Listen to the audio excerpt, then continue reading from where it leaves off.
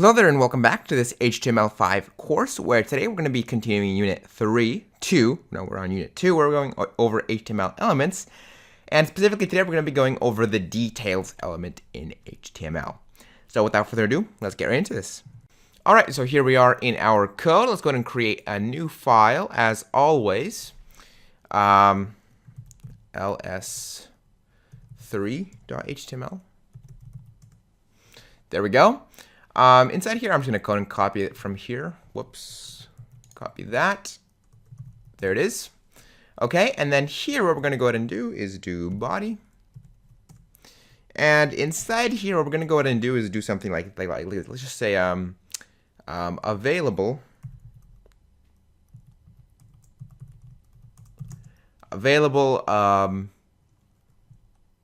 apartments. Okay.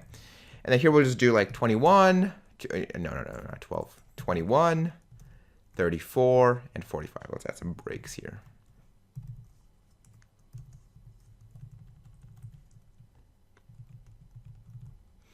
All right, and then let's add a break here. Okay, so this is, it's a pretty basic HTML site, nothing too complex. Let's go ahead and get Chrome open. Let's reveal this in Finder first.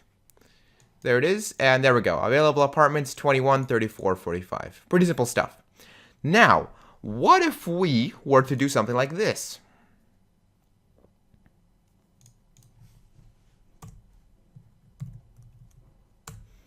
Create a details element.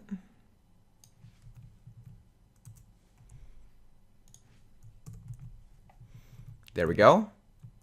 Go to Google Chrome, refresh. There we go. We can now see details, and then there we have available apartments.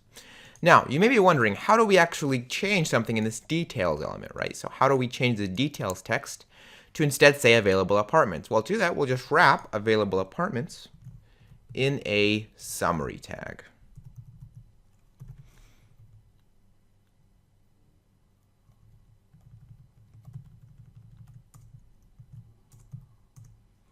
There we go, looking good. Let's save that, open up Google Chrome, refresh, and there we go. We can now see we have available apartments. Click on that, and there we go. We now have 21, 34, and 45.